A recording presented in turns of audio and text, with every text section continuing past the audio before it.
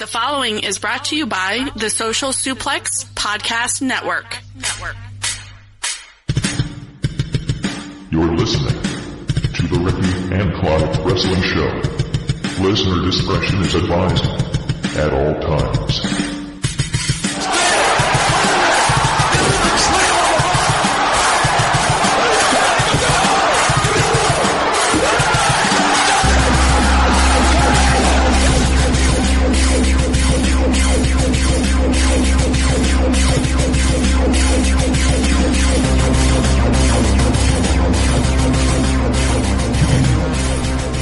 Hello and thank you once again for downloading and listening to another episode of the Ricky and Clive Wrestling Show. My name's Clive and you have got me on your own for this week.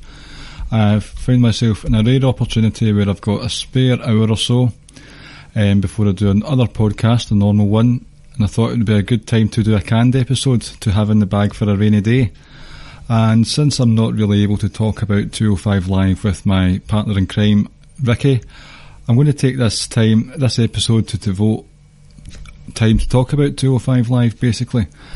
As you know, I do columns for 205 Live that you can read on either socialsuplex.com or lordsofpain.net. I've been doing that since mid-March or so, and I thought, time to vocalise my opinions a wee bit. Usually I'm just writing about it and have the fleeting discussions about what's going on 205 Live, but I'm going to just talk about it for a wee bit of your time, if that's alright with you. Now, the question that I want to ask is, how has 205 Live been since WrestleMania?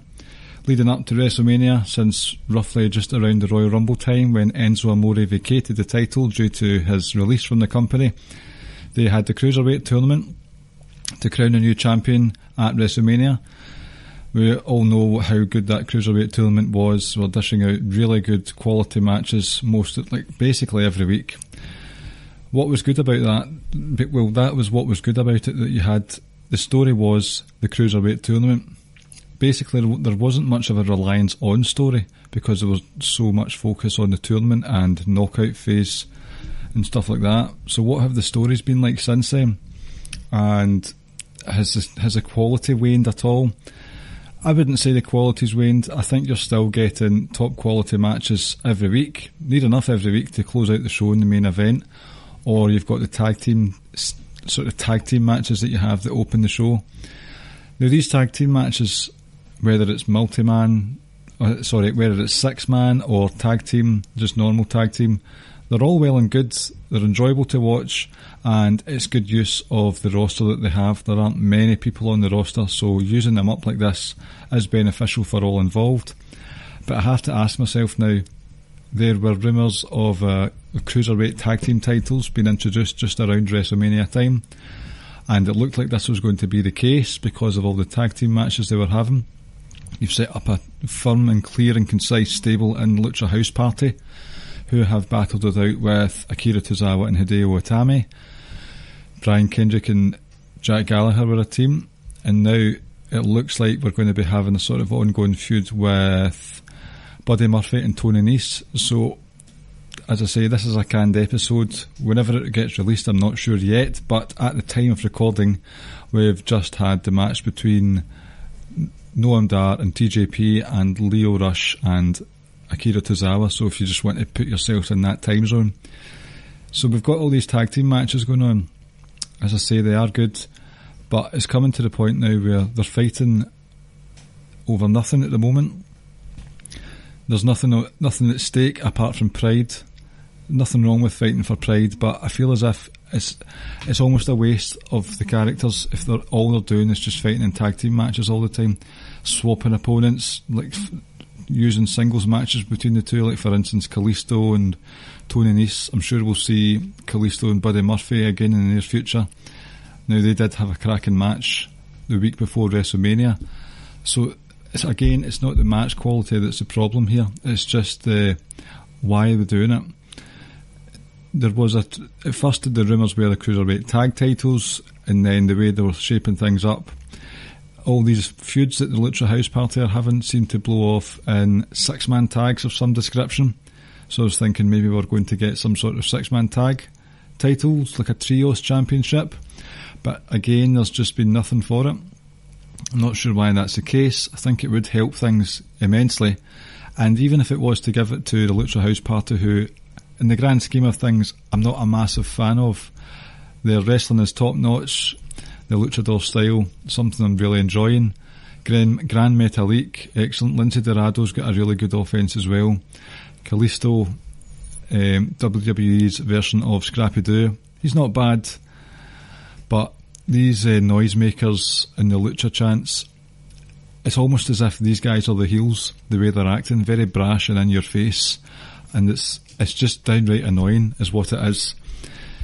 So while I'm not a big fan of them, even if they were if there was some form of tournament or a rivalry with another team lasted for a certain amount of time, then if they were to be crowned as the trios champions, I'd be all for that, as long as if it had some legs and somewhere down the line it changed hands, or they even included more people in the roster. You've got a lot of people in NXT who might not get to the dizzying heights of the likes of Aleister Black, EC3 and so on. So there's plenty of folk in NXT you could call up.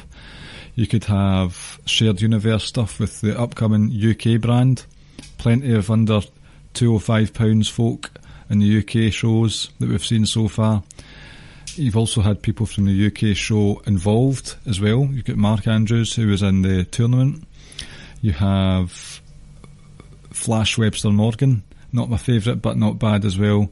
Joseph Connors, James Drake, there's quite a few there that you could easily use.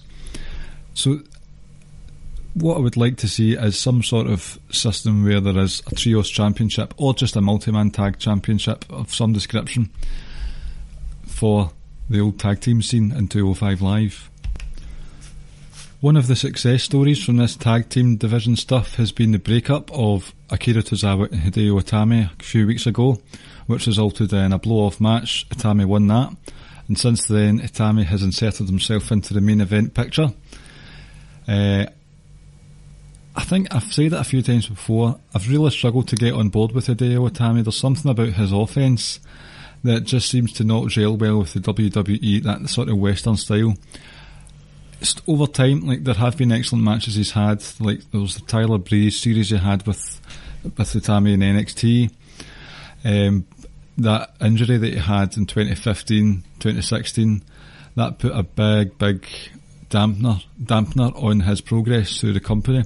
So I think that's probably something that's made him maybe bitter. Maybe bitter's not the right word, but it's left him frustrated with how he's progressed so far. But with what's been happening with Itami recently on 205 Live, it's been good to see.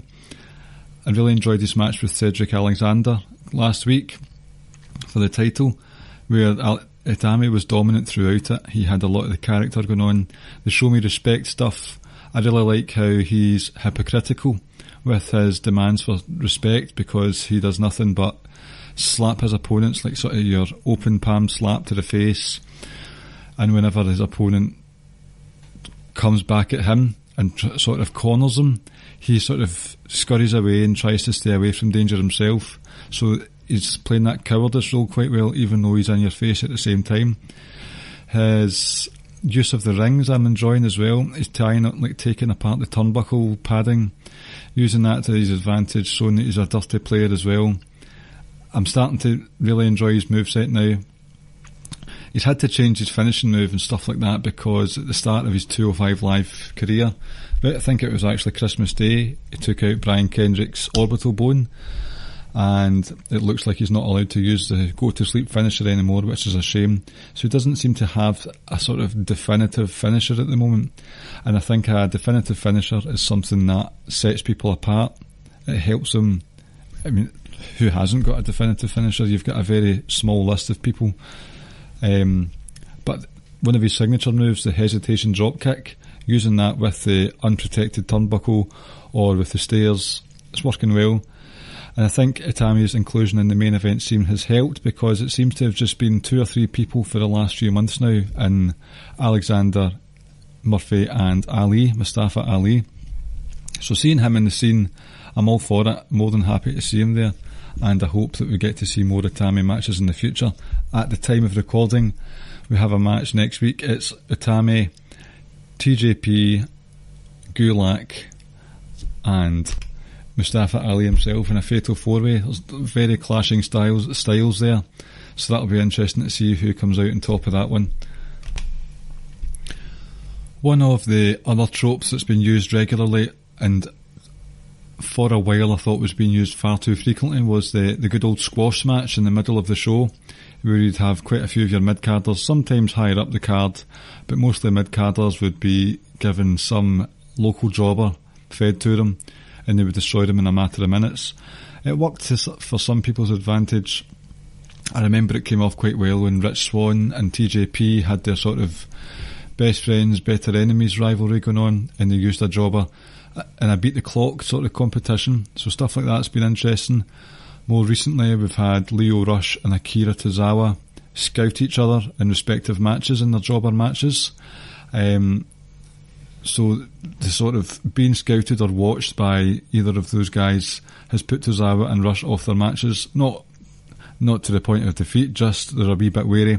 So using that to the advantage. Most recently was Drew Gulak, who had Danny Garcia in his crosshairs, and it was a clothesline, a horrendous sort of back driver, and his Gulak Dragon Sleeper. It killed the guy in about 10 seconds. And this is just a week after Gulak said, I'll be keeping a close eye on who wins between Itami and Alexander. So he made his message very well known. He's got his sights set in the Cruiserweight title, and I'm more than happy. I think it's well overdue for Gulak to be involved in that scene. He's got his cohorts with him, and Jack Gallagher and Brian Kendrick. No offence to Gulak, but they've been pretty quiet since they involved Gulak in their sort of campaign, their crusade through the division. Brian Kendrick is one that I blew hot and cold with for a while, but I got on board with what him and Jack Gallagher began to do. They were a good tag team, good foils for the Lucha House Party. Kendrick is good on the mic. I liken him to Bray Wyatt in terms of he tries to get under the skin, into the mind of his opponents with sort of psychological warfare, and sometimes it does work to his advantage. So he's not got that sort of, but at the same time, while it works to his advantage, it comes out the loser quite a lot of times, just like Bray Wyatt himself. Jack Gallagher, much prefer him as a face, baby face. We saw his match against Zach Gibson in the UK tournament at Royal Albert Hall. Fantastic match that he had there. He's just such a likeable fellow, good old Jack Gallagher. But he does have an offence that would make you think, well, he can do some damage. So if they're going to keep him heel, then fair enough. But the point I was trying to get across there was two really good characters, but they seem to be hiding behind Gulak. Gulak is obviously the leader of that faction, so it's natural that they wouldn't get as much mic time. But I would say that maybe their stock has fallen just a tad because of that. That's one of the things that you notice with 205 Live. You've only got a certain amount of TV time a week, limited roster, 10 to 15 at the most regulars. So the ones that are there, they're going to be, it depends on how they're used. I know there's booking, long-term story booking, but some people's stock can fall, just like Akira Tozawa's. Now this guy was the Cruiserweight champion at one point. This was a guy who defeated Neville when Neville was on his tear in 2017. So Tozawa has been on the receiving end of losses against Lucha House Party, Hideo Itami, more recently Lio Rush. One of the things I have noticed is that he keeps going for his top rope senton bomb. Don't know the exact name of the finisher that he calls it, but the senton bomb, he regularly goes for it and regularly has to come down off the turnbuckle because the opponent's savvy to what's going on. So I wonder if that's just a sort of match by match take on what they're doing, or if maybe with Tozawa losing so many feuds recently, is this some sort of story that they're going to go into? Again, you've only got 1 hour of TV a week. How are they going to fit that in? But I think it would be time for Tozawa, if they had that time, to reassess what he's going to bring to kayfabe, what he's going to kayfabe bring to the table, to see if he can reinsert himself into the championship scene. One wrestler whose stock sort of rises and falls as the months go on is TJP. He's had quite an interesting story going on, actually, when you think about it, where he thinks he's bigger than 205 Live. He disrespects Drake Maverick, the general manager, on a regular basis. He basically called out Paige and Kurt Angle, saying, I'm going to keep a close eye on the GMs of Raw and SmackDown, see if they're willing to take me on. Drake Maverick's having none of it. So TJP was one of those guys that was in regular jobber matches, but it worked to his advantage in that it's one of those ones where I think they make good use of their time in 205 Live, where basically TJP cut a promo about how he's been disrespected on the roster in the TV show and how he deserves better opportunities, but in between his sentences he's laying out the jobber of the week. Can't remember the guy's name off the top of my head. Just destroying them with his really... Let's not forget, TJP might come across as an arsehole, very petulant, childish, just basically like a spoiled brat, but he's a dangerous wrestler when he wants to be. Dojo trained as well. He's got an array of submissions under his belt that he can use at any time. Detonation kick. It's quite the arsenal he's got on him. So he was basically laying out this guy in between the promo. I thought that was a really good use of time on the show and a good message for how TJP should be dealt with a bit more seriously.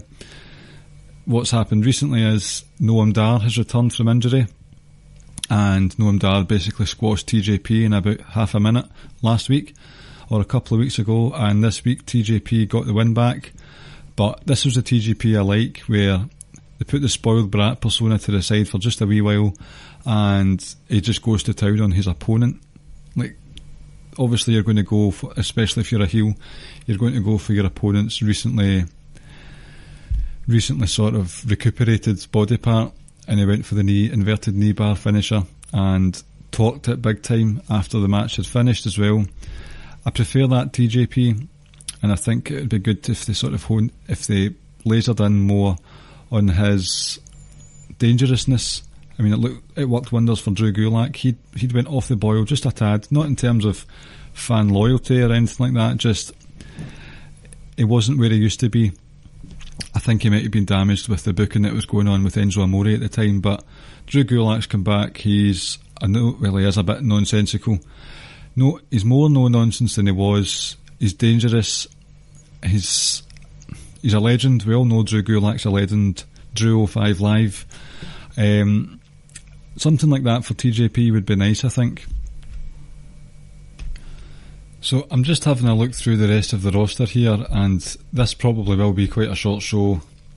As I'm just going through the roster, I've mentioned a few of the people already, and there will be a few that I will be leaving till last because I've got a bit more to say about them. You'll probably know who those folk are, but I'll just go through the names. There's one person, I'm not sure what's happened, whether he's injured, whether quote unquote creative don't have anything for him, but Araya Daivari has disappeared from sight, nowhere to be seen. Curiously enough, the last time he was spotted, as far as I can recall, was the Greatest Royal Rumble, where him and Sean Daivari came out and cut a promo which didn't go down too well, and Daivari had to do some sort of apology because of his Iranian descent, basically. Obviously it's not a punishment, it's not his fault, but I don't know why he's not getting used. So if anyone does actually know, and if anyone has seen Daivari, can you please report to me and receive an award? So, right, I've discussed Tozawa, Daivari, Kendrick, Jack Gallagher, Brian Kendrick I've said, Gran Metalik. These guys, the sort of Lucha House Party guys, they do bring something to the table individually as well. Gran Metalik, good wrestler, really. He is like very good on the ropes, king of the ropes, but this is one of those ones where unfortunately a mask does stop him from having much of a character. And although there's been this debate about what kind of 205 Live we should be getting, whether it's just high flying, all flips and no selling, shout out to Rich there, but there's no secret, this Cruiserweight division is very character based, and Grand Metalik doesn't have a character as such. I don't know if everyone needs a character, but it doesn't get used that much. He's more sort of the silent one in the Lucha House Party. I mean, I'm looking up Wikipedia here. His real name is unknown according to the wiki site for it. I probably should know that myself, but I don't. So that's like, there's not much information for me here. Lince Dorado, I do like him.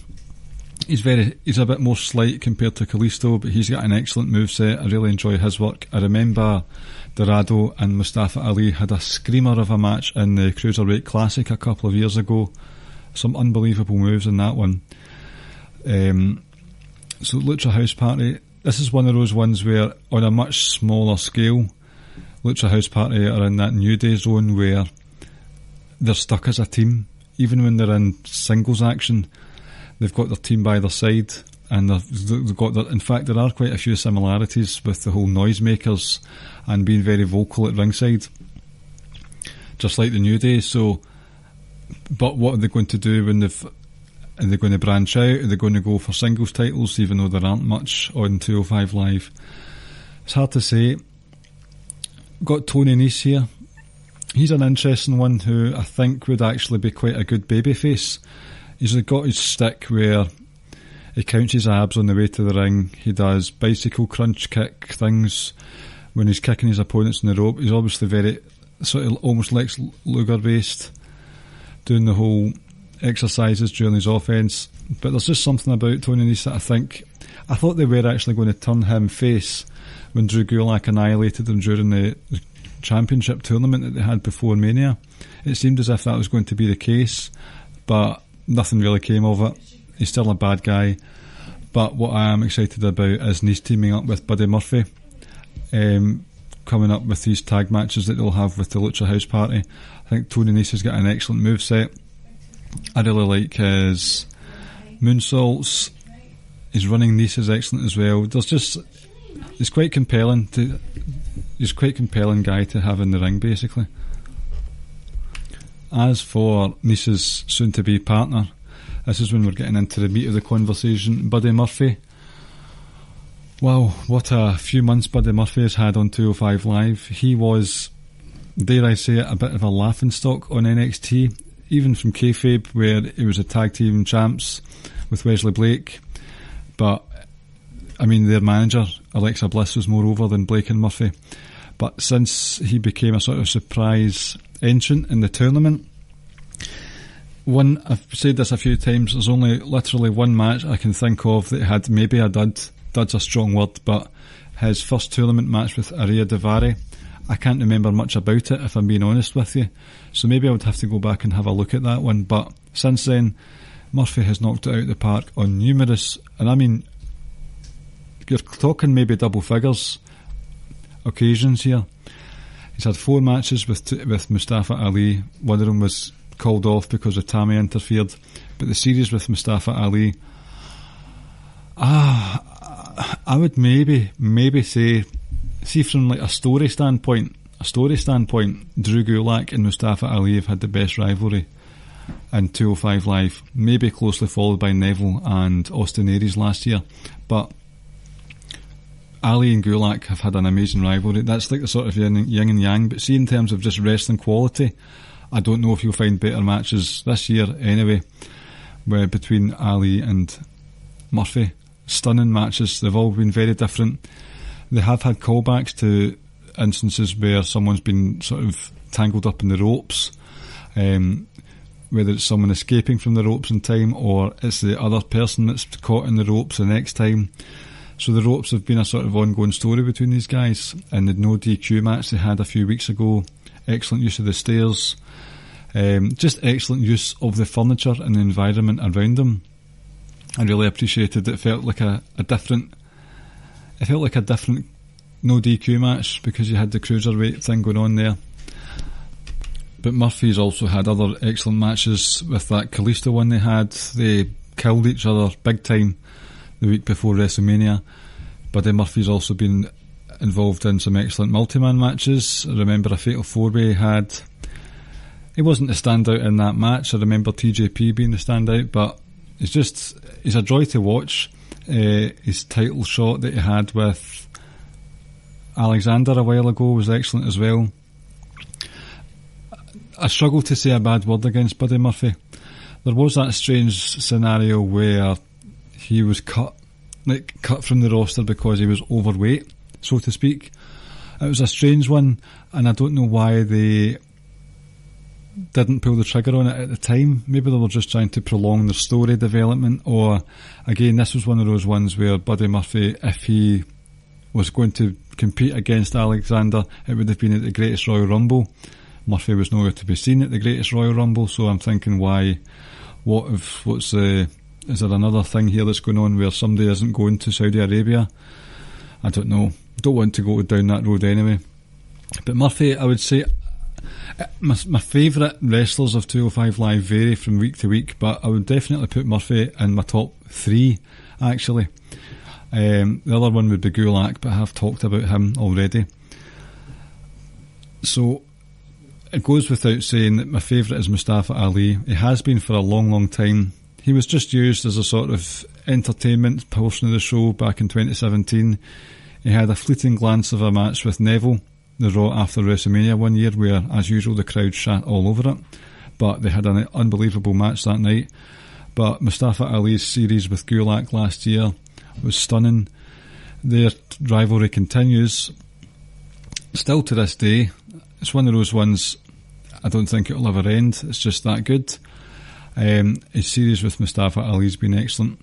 The only one that I thought was a dud, funnily enough, was Cedric Alexander at the Rumble. I don't know why, maybe it was just Drake Maverick said before that WrestleMania, please watch this show, and then it was 12 minutes with Ronda Rousey adverts spliced in, and on the pre-show I just didn't enjoy the match at all, really, and it was a shame because this was a match that had been looked forward to for 10-12 weeks, and it just fell flat. And I think they sort of struggled, not just Alexander, but they struggled to get back to the sort of very good telly they were having on a weekly basis for a couple of weeks or so. But Ali, during the tournament, he had this social media campaign, as it were, where he was shooting his own videos. It looked like he had John Landis on cue for some Michael Jackson style feature-length music videos. Really, really good. Would have been excellent if they did stuff like that more with Ali. He's clearly got a creative mind of his own, and you would assume that if Triple H is indeed in charge, then they would give them a bit more creative license with how they want to portray the characters themselves. So something like giving him more time to work on his own things would be better. And I really don't... Gulak, obviously everyone loves Gulak and wants him to be the champ, but I think they really missed a trick with Ali not winning the title at WrestleMania. One of the things that's maybe used a bit too much with Ali is he gets beaten from pillar to post within an inch of his life half the time, but he's always able to whip out a tornado DDT and then his 054, the inverted 450 splash. I don't mind that. It can be used a bit too often, and we saw it recently again with Cedric Alexander getting his arse handed to him by Itami, and he just whipped out a lumbar check out literally out of nowhere. It was actually against momentum and all sorts. But Ali, I think that would have worked more if he was a champion, and he's not the champion, and it's been given to Alexander instead. And okay, he's defended the title 3 times since WrestleMania, but he's pretty much non-existent on the show. He turns up now and again. He does have good matches, don't get me wrong. They are decent matches, the ones he's had with Murphy, Itami. The one with Kalisto was alright. I'll be honest, I didn't watch much of that because I just didn't watch the Greatest Royal Rumble. But there's just something not right about Alexander. I think he needs, in this 205 Live, which is very focused on character work, he needs to work on his a bit more. He just sort of shouts about the ring, and I'm not a fan of just the shouting in the ring. I wish we got more from him. He's very dynamic, very powerful, but there's something missing from him. And with him not being on TV as much, they've clearly got more interest in setting up the number one contenders for Alexander, than they do for actually having title matches. So it's kind of like a challenger of the month between the number one contender guys, rather than Alexander defending more often than not. Look what you had with Neville. This was obviously a different time where 205 Live was being defended at pay-per-views, but Neville was defending the title a lot more frequently than Alexander has been. And I think with Alexander needing a bit of work, not even backstory, just something more to sink your teeth into rather than just decent matches. With him not being on telly that much, it's not worked out. This is one of the things that I've been enjoying less about 205 Live, is Alexander as the champion. And if they do get a match at SummerSlam, whoever the number one contender may be, I'll hope that whoever it is, whether it's Gulak or Ali or whoever it is, I want Alexander to lose the title now. And that's a shame, because he has been there since the start. He was in the Cruiserweight Classic. He had a really good match with Kota Ibushi in the quarters. Such a good match that legend would have you believe that he was signed as a result of that. So he's basically, obviously not the right word for it, but he's a 205 Live veteran. But all he's got in his arsenal is the big dynamic moves. I want to see something else from him. So give us a new champ, please. The last thing I want to address is 205 Live is basically in its own bubble once again. They're not on Raw anymore. They're not mentioned by the other sort of commentators as such. Definitely its own entity. And I wonder if anyone who's listening thinks they should be brought back into the fold and appear on Raw again or on SmackDown, or given matches at more of these dual branded pay-per-views. I know it's dual branded and not trio branded, but you know where I'm coming from. And I've been giving it some thought. There's a lot of ill will towards the main roster at the moment. Some of it's merited, some of it isn't, but I think the main roster needs to fix itself first before it includes some of these characters that I have grown to love over the last year or so, and I'd rather they just stayed away from it for the time being. But what I would like to see is, and it would be quite interesting because there's been quite a lot of swapping talent, shared universe stuff going on between NXT UK with Moustache Mountain coming back and forth, and 205 Live in NXT with the likes of Roderick Strong coming over and coming in for the Cruiserweight Tournament. So I think, see all these fringe shows that you've got, your 205 Live, both the NXTs, I think it would be interesting if they appeared here and there on these shows as well.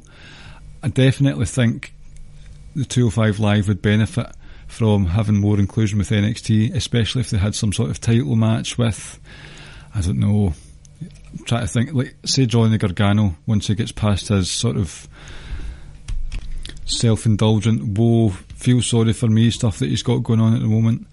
That might not go down well. I know he's a popular guy, but say for instance he gets a title shot and that was at Full Sail, I think that would do wonders for 205 Live. Should it move to Full Sail full time? I don't know how lucrative that is, because I'm not sure how the monetary side of things works with NXT, especially Full Sail. They book 2-3 weeks in advance. Can they go another 2 weeks and do it that way? I don't know. It's hard to say. It's one of those if questions. But I think they need to decide what they're doing pretty soon, because before we know it, it will be October 2019, and that is when we know that SmackDown Live is moving to Friday nights as part of this super billion Fox TV deal. At the moment, 205 is filmed after SmackDown Live on USA. Will that be the case come October 2019? I have not got a Scooby-Doo, but I don't think my opinion is that it won't happen, and it's got me a wee bit concerned for the future of 205 Live. Just need to wait and see what happens with that one. So I think that's it for me in this sort of State of the Union address, State of 205 Live address. I'm sort of stealing an idea there from the Doc Chad Matthews. He does State of the Union addresses for Raw and SmackDown, but I thought since I do these columns, most of the time they are sort of rigid in their reporting of them, but I thought I would just give you an insight into how I feel about 205 Live at the moment. I'm still enjoying it. I'm not going to say it's the best programme on WWE TV at the moment, because as far as I'm concerned, NXT has been killing it, like, supremely since New Orleans especially. But in terms of consistency, booking that makes sense, booking that doesn't make you groan, booking that doesn't make you take to social media after it and piss and moan about what happened at the latest pay-per-view, then 205 Live is some decent stuff. You're not even talking an hour, you're talking 45, 50 minutes of your time. I would give it a bash. If you don't listen to it, don't watch it, sorry. But I'm very out of practice of doing these sort of solo podcasts, and I've not got a clue how to send off, so I'm just going to let you go. I hope you've enjoyed this wee sort of look into 205 Live in a bit more depth and detail. Maybe I'll do this again in another few months. Might even do stuff like this with your NXT UK scene, stuff like that as well. So if you enjoyed it, let me know. I'm at Ricky and Clive. Oh, sorry, I should say we are at Ricky and Clive. I'm sure Ricky will be happy with me addressing the podcast as myself. So it's at Ricky and Clive on Twitter and Facebook. We are Ricky and Clive Wrestling Show on Instagram. You can catch the rest of the Social Suplex Podcast Network shows, which are Grown Men Watch This Shit, Keepin It Strong Style, One Nation Radio, and Outsider's Edge. Very regularly we also have guest wrestlers from a lot of the independent companies around Florida areas and stuff like that. Grown Men Watch This Shit have some wrestlers on interviews as well. Check out the Wrestling Squared Circle Facebook group. You've got lots of interaction with the podcast's hosts yourselves, as well as just sort of more frequent posters on the Wrestling Squared Circle Facebook group. That's a good place to be.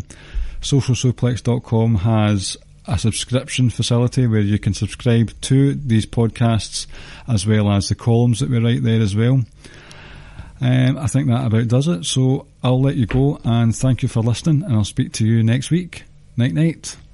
Thank you for listening to the Ricky and Clive Wrestling Podcast. We'll see you next time.